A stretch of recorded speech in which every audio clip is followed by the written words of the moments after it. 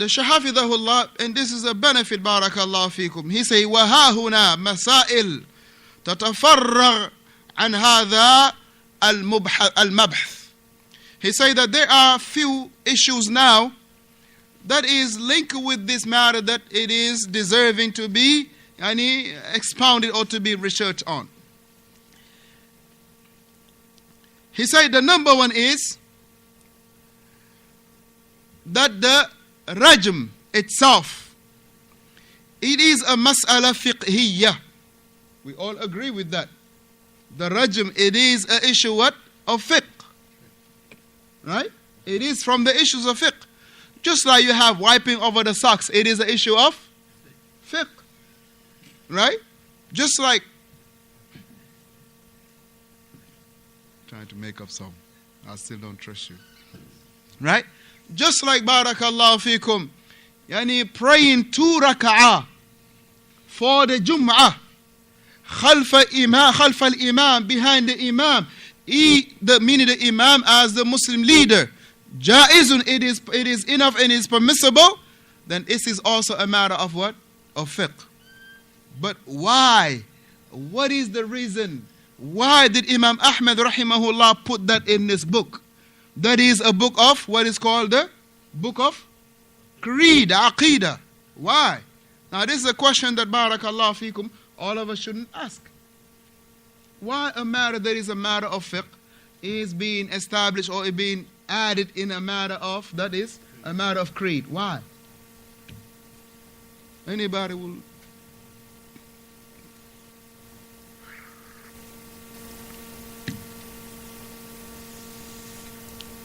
Why?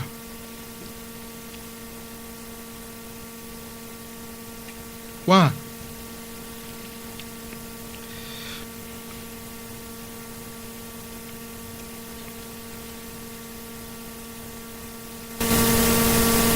Why? Because this is a matter of fiqh. Why did the muallif, right, the author, he brought this in a book of creed? This is just like barakallahu fikum. If you have, organizing of files, right? This files belong here, this file belong here, this file belongs here. But you taking this file that supposedly supposed to belong in this, you put it on something else. It could be a reason behind that. Right?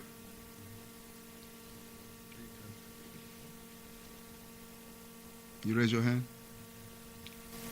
You did that? Yeah. You raise your hand? I'll just play with you. Because I exceed the creed, actually exceed the matter of faith. Well, everyone has their importance though. The matters the creed have its importance. Yes, it is more important than the other one, if that's what you want to say. But the matters of fiqh also is important. Because without it, that how will one be able to worship Allah alone properly? Right?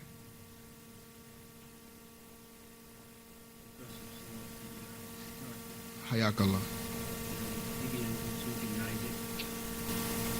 Some of the deviant group make it a little bit more detailed. Yeah, some of the deviant group, they rejected, but who? Who are the ones that are rejecting that?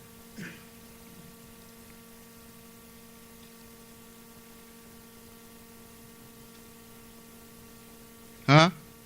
Uh-huh. Who? Huh? I mean, anything you can think of. Who from the deviant group? Now.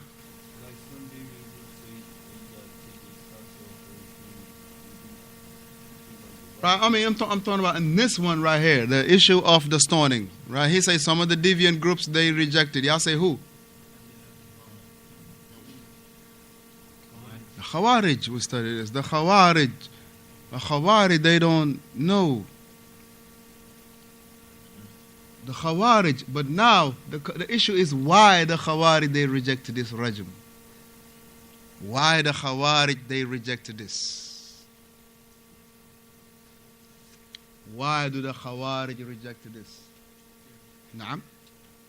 Because they believe anybody that major sin is in the fire straight up. Now we're talking about in this particular point, not generally.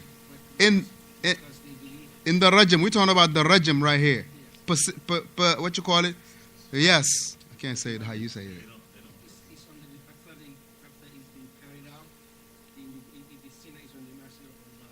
Is in the, Allah can forgive him. No. It's become an expiation. It is straight up. It's not. He's not up on that. He's forgived. So they disbelieve in that. They disbelieve that if they believe whoever commit a major sin is straight up into the fire. So the rajab is an expiation of the sin. So they don't believe in that. That really commit the rajab on the sinner that expiates his sins.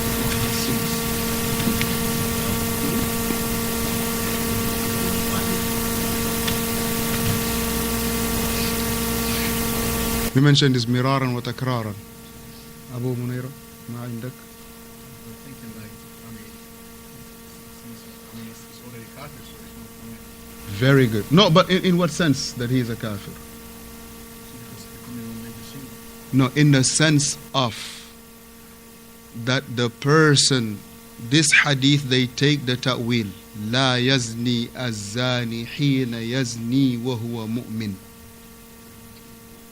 That the fornicator doesn't fornicate at the time he is fornicated, except that he is not a believer, meaning he is a kafir.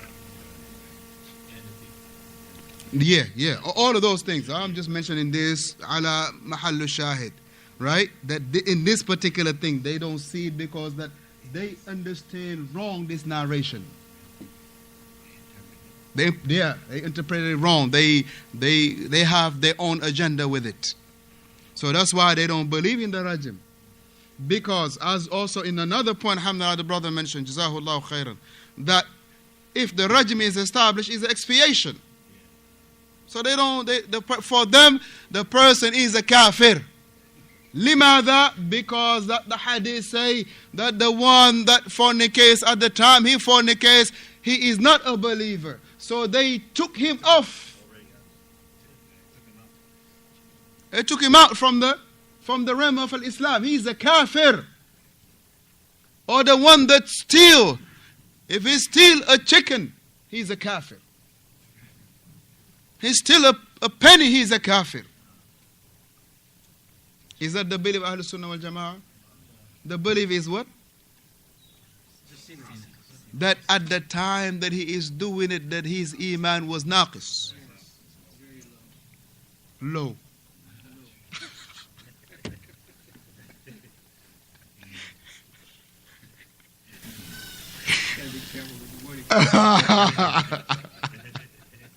May Allah put barakah in your life and all our affairs. I mean, that's a fact.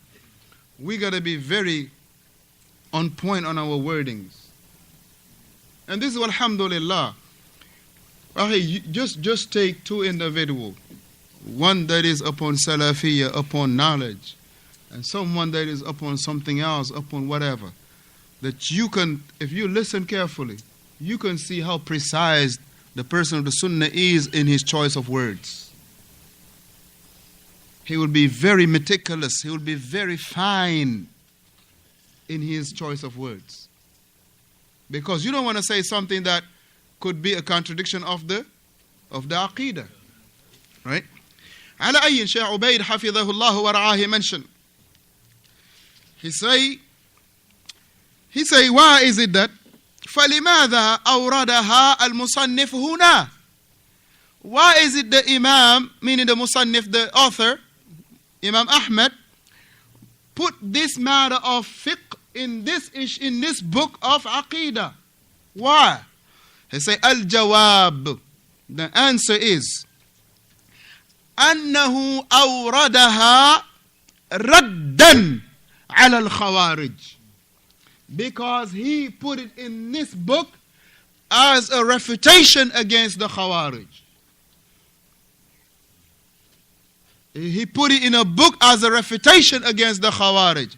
So this book is not only a book, barakallahu fikum, teaching us the principle of Ahlus Sunnah wal Jama'ah, but it is also a book of refutation against the Firaqud Dalla.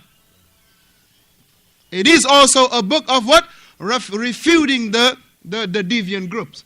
But once again, every single aspect that we take, right? Alhamdulillah, we can say it's a refutation against Ahlul Bid'ah, but which Ahlul Bid'ah? What Ahlul Bid'ah? And how is it a refutation against these Ahlul Bid'ah? To know it is a refutation against the Khawarij, alhamdulillah, هذا خير ولكن لا يكفي. It is good, but it's not enough. You're shortchanging us. But rather you must bring about why is it a refutation against the Khawarij. So we know, alhamdulillah, now. And the Shaykh Hafidhahullah, he said, وَالرَّجْمُ حَقٌّ. Indeed. Imam Ahmed, he said that the stoning is a fact. It is the truth. It is established in the Sharia. It is established in the Sharia.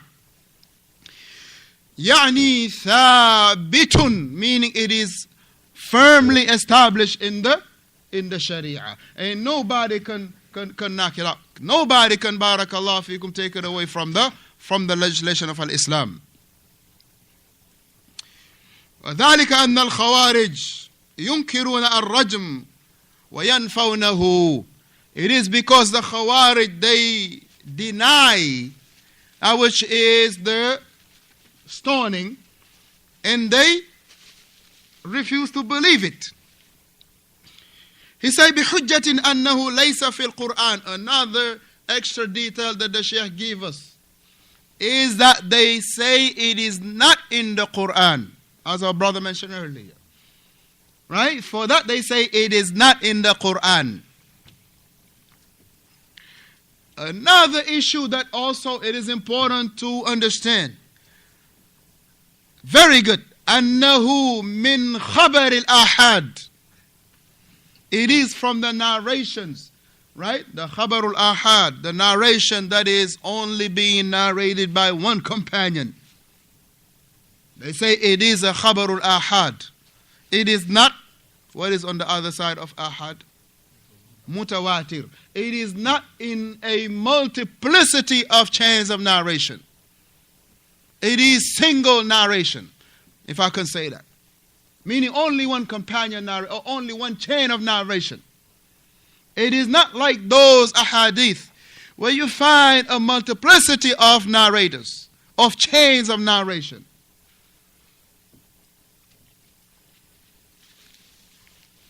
But how can we refute that when a person says, oh, akhi, this is a hadith ahad? How can we refute that? Or we can't take it, this is a hadith ahad. How can we refute that? Yeah, I'm asking the dalil, akhi.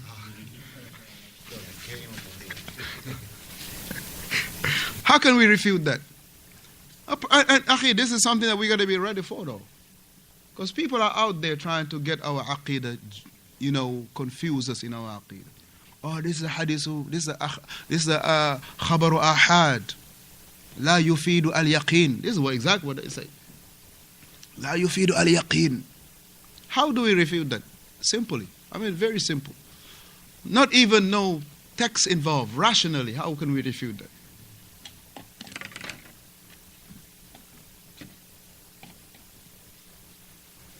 How can we refute that? Farid? How would you refute a person and say, akhi, this issue is a hadith ahad. This is, you can't use this Farid. What would you say?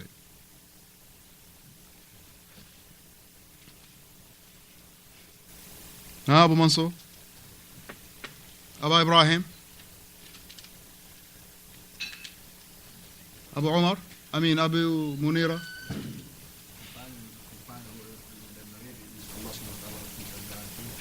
Speak a little louder. Like, whenever we compiled it and narrated the hadith of the ahad, Allah subhanahu wa ta'ala already, the stamp them and